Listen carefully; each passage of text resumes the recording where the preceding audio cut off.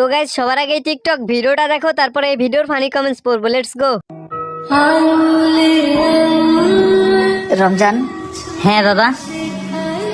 তুই কি সিগারেট খাস? না বাবা।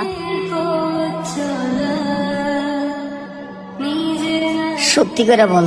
কসম আব্বা, আমি সিগারেট খাই না। আরে বল বল, বাপ মা তো বন্ধুর মতোই, আমি তোরে কিচ্ছু বলবো না।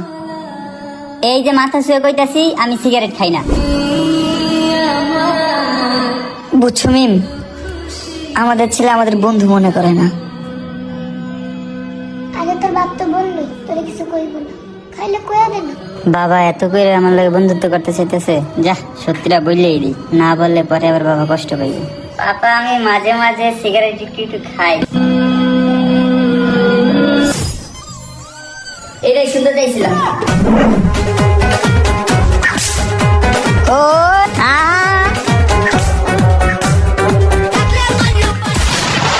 चलिए शुरू करते हैं। প্রথমে ভাবছিলাম মিয়া খলিফা, কি করে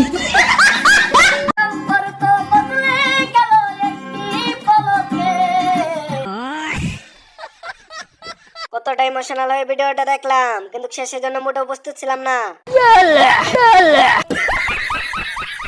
চোখ দিয়ে পানি পরে নাক দিয়ে ঢুকে গেছে।